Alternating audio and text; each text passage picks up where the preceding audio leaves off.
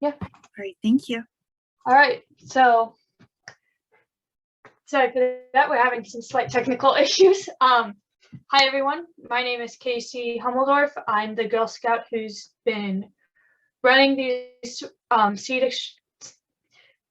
gardening workshops and have had the honor of partnering with the Manassas Park City Library and the Manassas Park Prince William Gardeners to set up a seed exchange box and just have more people in the Manassas area be able to garden, have more knowledge on gardening. Yeah, Valerie, if you wouldn't mind introducing yourself. Sure thing. So my name is Valerie. I'm one of the library associates here at the Manassas Park City Library. We are situated right at in the Blooms golf course, our old pro shop. So we back up to the beautiful nature trail, and we thought it was a perfect partnership with Casey here, as we get so many avid outdoor enthusiasts and gardeners in our area. And we have a lot of really beautiful native foliage around us. So we have our seed exchange in the outside rear of the library. So anybody is welcome to swing by, leave or take seeds from it. We also have bookmarks and other plant related materials there as well that anybody is welcome to check out, regardless of whether or not they are a library user here with us. Personally, I am a very avid gardener. I have previously worked at the Norfolk Botanical Garden, and I am a member of the Council of Botanical and Horticultural Libraries here on the East Coast. So we're really thrilled to be working with Casey on her project here, and I'm going to hand it on back to her. But certainly if there are any questions, I'm happy to help in any way that I can. And we will be having Valerie monitor the chat. So if you guys have any questions or anything of the sort, don't be afraid to ask. We will also be having a 10-minute Q&A at the end.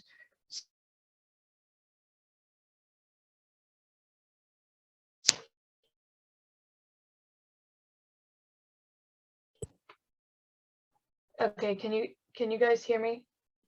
Sorry, my mic and audio, my mic and video is cutting in and out. Okay, I've got it now. I've got sound now. Okay. Okay, so we got someone with sound. Okay, that's good. I think so. So,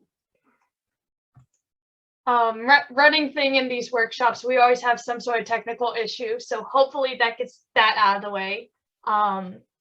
So again, we will be having Valerie monitor the chat. So if you guys have any immediate questions, she can help answer those.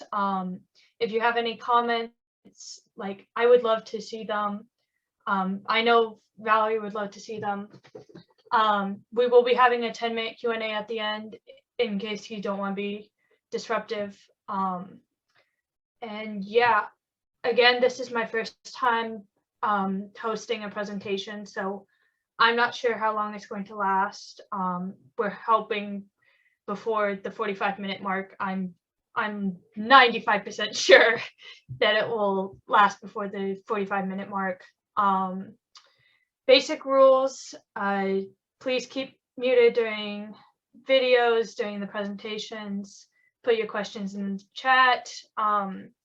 No spamming in the chat. I know that seems like a no-brainer rule, but I have done workshops with kids in it and they tend to do that, and I just want to have it out there. As Valerie has said prior, sessions will be recorded and uploaded onto the Manassas Park City Library YouTube channel. So if you don't feel comfortable with being recorded, you are free to leave. I will not feel offended at all. Thank you so much for coming. The Zoom will be up on the library's YouTube page in a couple days after the session. And yeah, welcome. So today we are going to be talking about different containers you can use for if you just want to start a little garden, if you just want to do decorative planting, if you just want to, if you're living in an apartment and don't have like a backyard to work in. So for containers, you really anything can be used for a container, especially for flowers. Now, my favorite sites to look at are Pinterest for ideas, Google for ideas, especially when it comes to recyclable, just finding and repurposing items. So for example, like I found all of these on Pinterest, and then I go to Pinterest today. You have so many new options, and this is one part. I'm not sponsored by Pinterest. I just love how you can come up with so many unique items that you wouldn't think of at first that just work as containers for gardening.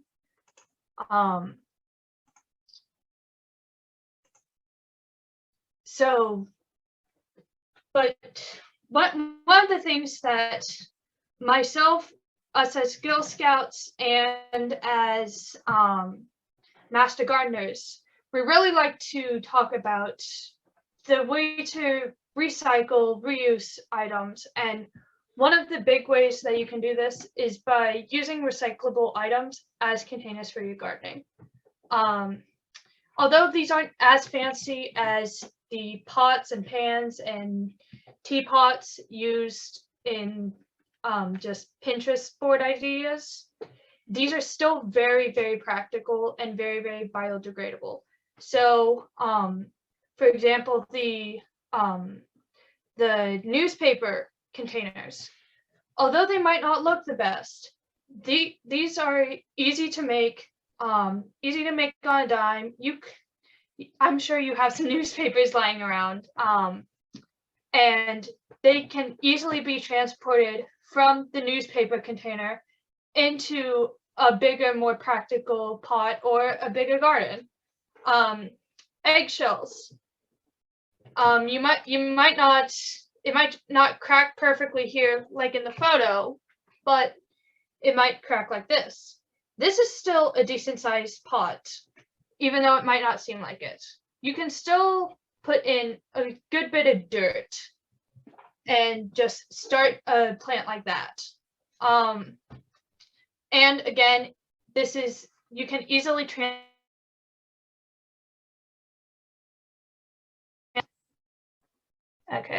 Okay, you guys, can you guys see me? No. We're just gonna keep rolling. Can you guys still hear me fine? Yes, we can hear you. Okay. So I'm just not gonna have my camera on because as long as you guys can. Oh wait, no, I need my camera.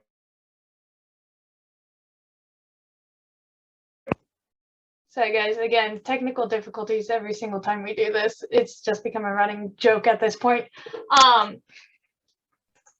So yeah, eggshells, again, easy to move around, obviously very easy to carry. And again, since these are eggshells, they are very easily biodegradable. So once you put them in the ground or in your bigger pot of selection, it will nourish the ground, it will nourish the dirt, and it'll nourish your plant.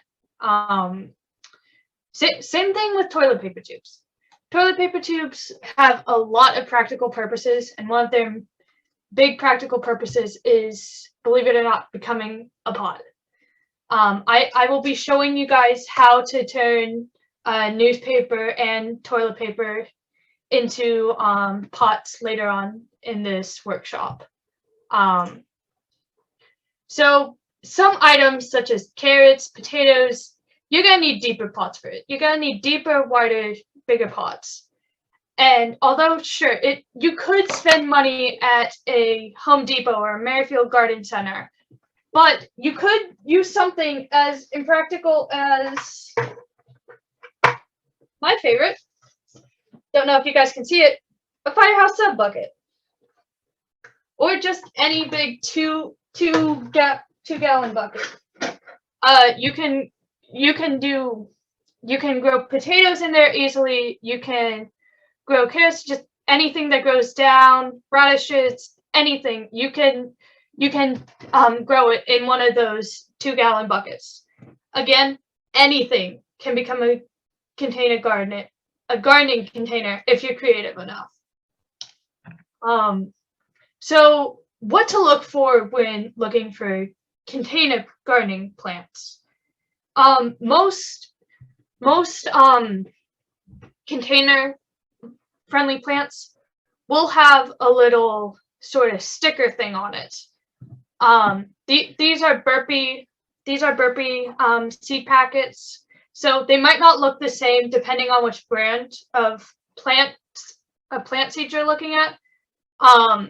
But they will say container friendly somewhere on the packet, and they will say like how many seeds you can grow per how big a container, or for planting in ground.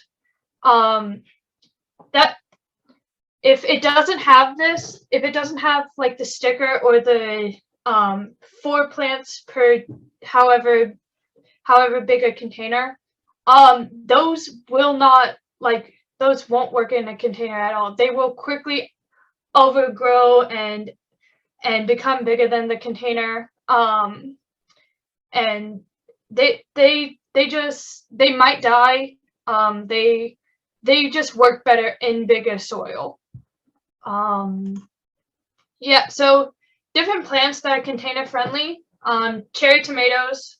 They're small, they grow in a bush, they're easy to pick and just eat off of. Peas, more so the smaller type of peas. Want to say sugar snap, but don't quote me on that one. But just smaller peas, you can just stick a dowel into the dirt and the pea vine will grow up on the dowel. Honey bear squash. Now, I personally didn't know what honey bear squash was till after I started researching more about this. Honey bear squash is this smallest squash down in the left-hand corner. Pretty small squash, pretty like easy to see that it'll grow in like 2 gallon bucket. It'll grow in smaller stuff. Lettuce. Lettuce is one of those that you can just plant and it'll constantly grow. We do have a plant from scraps to new veggies. We do have that. So just like kitchen scraps, we will talk more about that. And lettuce is one of those that you can start from the less scraps and grow into regular lettuce again. Radishes. This one is a not too deep in the ground type of plant. So you can use a 2 gallon bucket for that, but you can also use something like this. Now this was a peanut butter cookie bucket that my parents got from Giant. Now might not be what you typically expect a gardening bucket to be, but you can still grow a good amount of plants in that. Again, I say anything can become a container plant, can become a container for gardening if you're creative enough. And then surprisingly, small cucumbers. They are able to grow in like 2 gallon things, 2 gallon buckets. Surprisingly, just able to grow perfectly. Yeah. One thing I want to especially preface, and the next meeting, the next workshop is also going to be like gardening with containers. One of the things I'm going to preface here and on my next workshop is the misleading dirt packages. Now, when you usually buy dirt packages, they can either come in small pellets, or dirt blocks. So I have, right on me, I have a 36 plant pellet count box. Now, these look small. All right, 36. That'll get me one peanut butter cookie top of. That'll just give me one peanut butter cookie top of dirt, right? That might be the first thought that comes to everyone's mind, sure. But these little things grow huge when you put them in water. So I've had one pellet in some water for a good 30-ish minutes now. And this came from this in just being soaked in water for 30-ish minutes. You can get a lot of dirt out of these singular pellets. So don't let the size of anything mislead you. So for the dirt bricks, these can cover a whole outdoor garden. If you water it properly and it soaks up all the water. Pellets can, I want to say, like good 10 of these could just be held in one peanut butter cookie top. So it's just, keep in mind when shopping around for dirt starters that the size will mislead you, and you will get a lot more dirt for your buck than you think you are getting. So in partnership with the Manassas Parks City Library, we are giving out recyclable container starter kits. Valerie, if you wouldn't mind.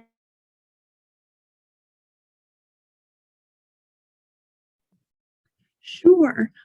Casey, I did just want to point out we had a great question in the chat that was asking whether we would use potting or garden soil. Do you have any recommendations when working with container plants? So when working with container plants,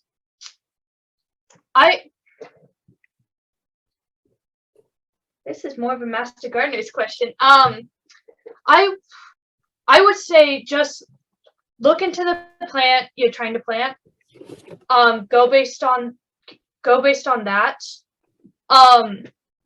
So if you're trying to grow something that needs like a certain amount of nutrients, then you're gonna want to look at the different nutrients that potting soil and gardening soil have. So if you need something, I'm blanking on nutrient names. That's all right. I would just say that it would depend on the type of plant that you're trying to grow. Some of them need different types of soil, maybe something that is a little bit more granular so that it drains better. And the different types of soils have different types of nutrients because some plants do need different types of soil. So whatever plant you're trying to grow would likely have potting recommendations listed with it, and you could follow those for maybe a faster drying type of soil, or if it needed any specific type of mix. But that is a great question. I hope that answered that for you. Yeah. And anyone else in the workshop, if you have any answers to anyone else's questions that please feel free to share your input. I am clearly very, very young. I haven't had a green thumb for long. So I would love to personally learn more stuff about gardening.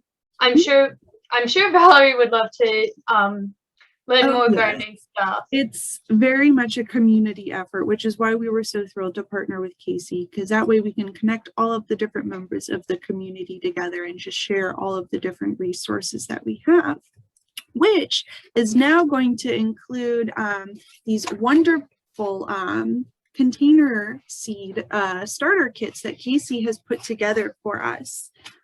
They include lots of different instructions on how to make recycled pots. There are also a lot of more eco-friendly containers that you can use to start your container garden. We also have wonderful seeds that Casey has provided to get you guys started, as well as some of the awesome expanding dirt that she was talking about earlier. So for everybody who's registered for today's workshop, we do have a kit set aside for you here up at the Manassas Park City Library that you guys are welcome to swing by and pick up at any time. I'll send an email out reminding everybody just with all the information in it. We will open it up to the general public next week on Wednesday, but you guys have first come, first serve dibs on the starter kits. So we're real excited to have these here. Did you have anything else about the kits, Casey? So the expanding dirt blocks, that's roughly 11 ounces of dirt. So that'll make a good rough, oh, you can't see it. That'll make a good rough half, that'll fill up a good half of these giant buckets. It might make a little more, it might make a little less. We tried to split it in half as much we could. But yeah, the instructions for how to make recyclable pots. If you don't get a recyclable starter kit and you are watching this recording on YouTube, don't worry about it.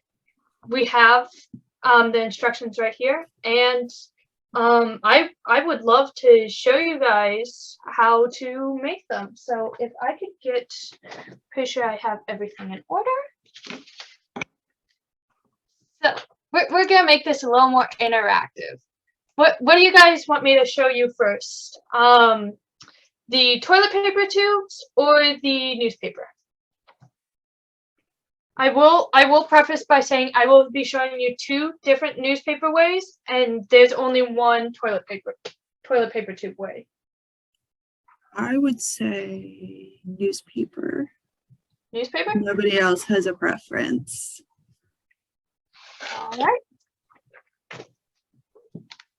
So, newspaper. Okay. So, I'm sure everyone has a ton of these lying around, especially during the pandemic. So there are magnificent contraptions that look intimidating on the surface, aren't that intimidating. So I'm gonna show you one with just using this. So I already have pre-cut the newspaper for you guys. So I'm just gonna start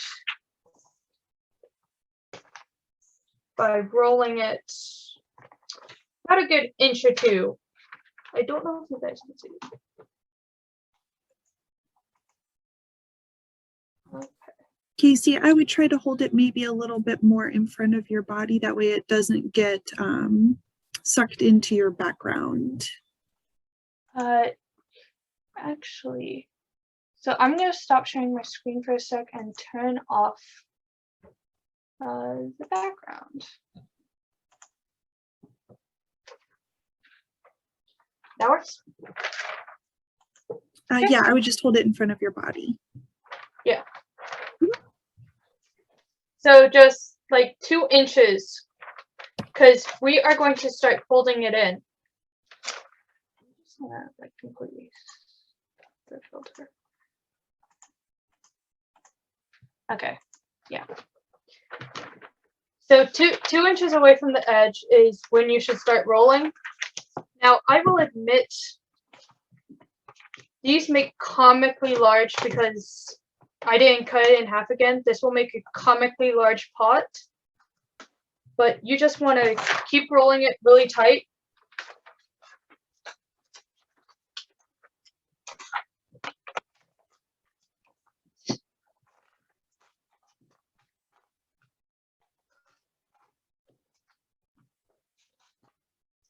Like I said, comically large, it'll completely disappear it.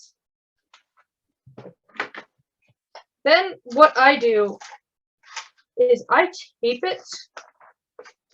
I tape the edges together just so that it doesn't slip while I'm folding in the bottom.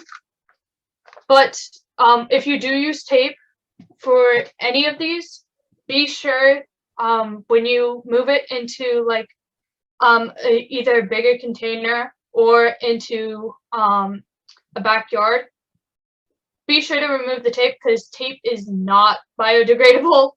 So you will just have a piece of tape like randomly in your garden for next couple of years unless one of your vegetables accidentally like sticks to it.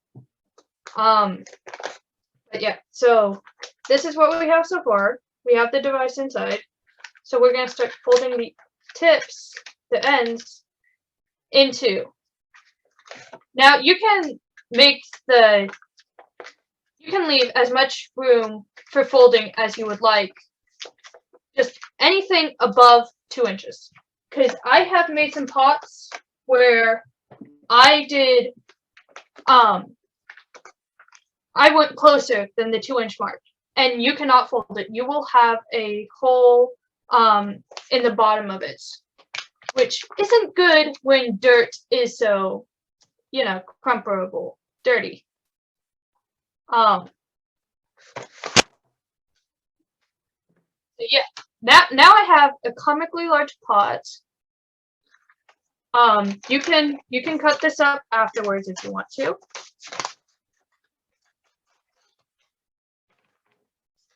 Make the slightly less comically large pot. And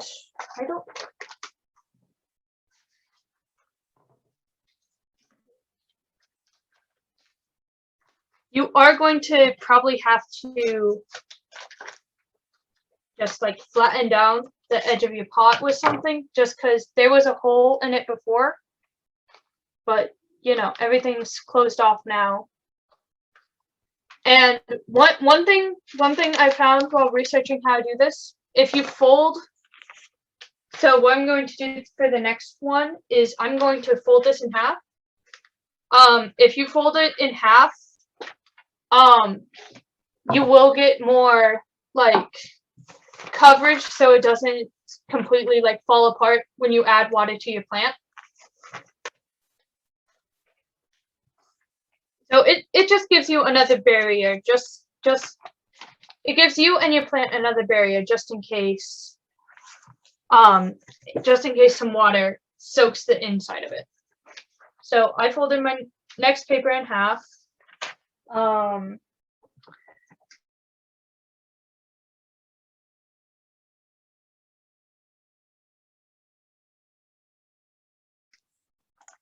Okay. So if you don't have one of these contraptions, that's perfectly fine. That's perfectly okay. You don't necessarily need one of these. You can use something as common as, I don't know, a can of green beans. Or just anything cylindrical. So you are pretty much going to do the same method with this. Just 2 inches from the bottom, from the base, from your fold. Tightly circle it in. Tightly wrap around it. Now, one thing you'll notice, this has a bigger base than this, by a lot. Now, you're going to need to keep, if you're using both of these, you're going to need to keep that in mind, because this, if you adjust it by the 2-inch mark, it won't fold properly. But, since I made the indent a little bigger, fold just fine. So you might want to leave just a little more room if you're going to use the can method. And yeah, I didn't tape this one together, so it might fall apart on me. But yeah, there's your pot with this method. Here's your pot with the tool method. Depending on what you want to plant, I'd say plant accordingly. If you want a bigger pot, then use this. Another thing I found, if you make this and then use your extra to make another pot, it won't be as big. So again, just plan accordingly for when you're using newspaper. You can really make any size and any shape. So these are some practice ones I did. And they're all viable plant containers. So yeah, just gonna quickly clear my work area.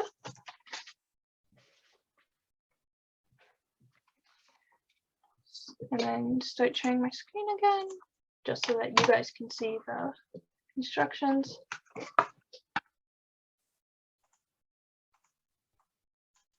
Okay, so next method, toilet paper tube method. So what you're going to want to do is you're going to want to choose one side of the can, one side of the roll. So I'm going to choose this side just because it's closer to my right hand. So what you're going to want to do, cut about inch or two away from the base. Now you're going to want to make 4 slits, but you're not going to want to cut them off the tube.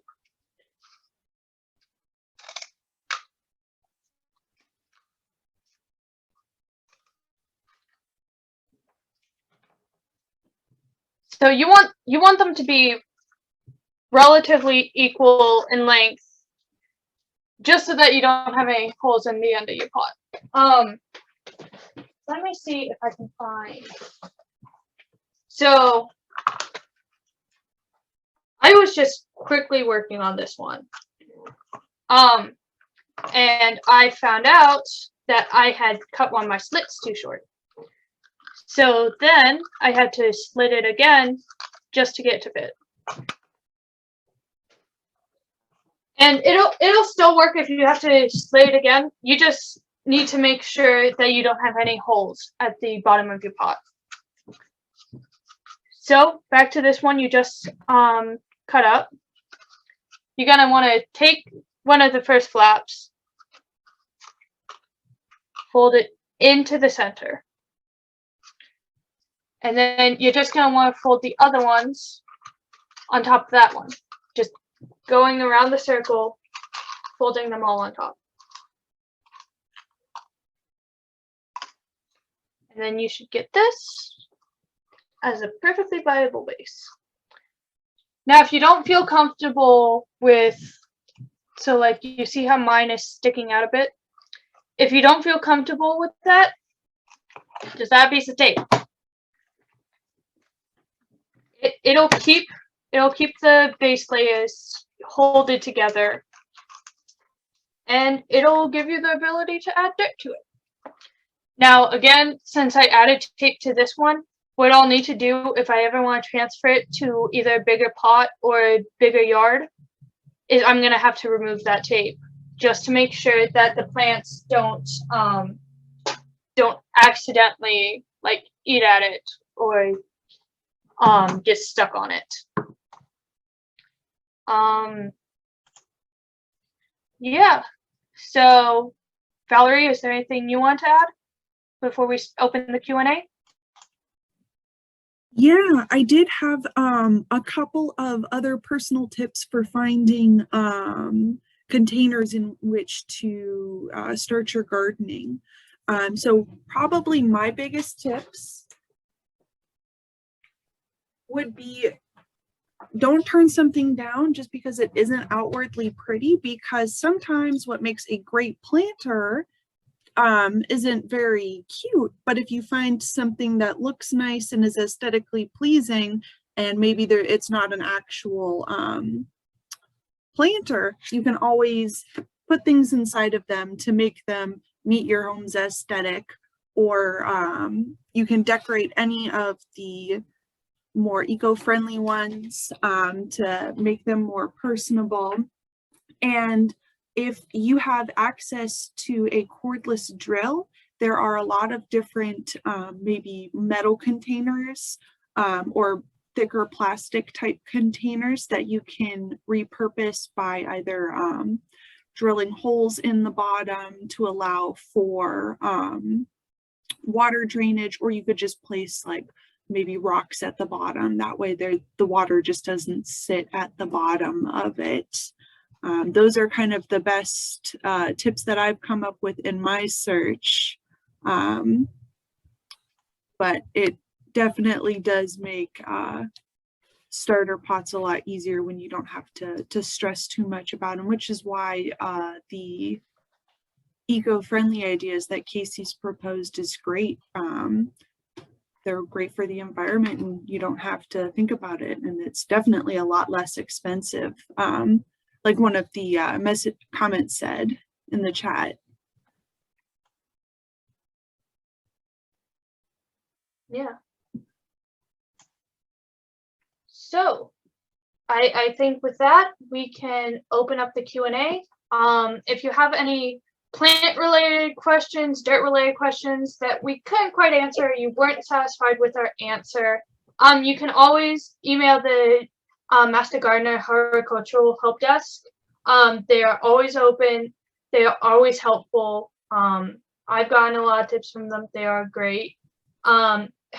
If you have any questions about the starter kit, where to get them, the directions to the Manassas Park City Library, feel free to email me or the Manassas Park City Library. Our emails are included in the slides.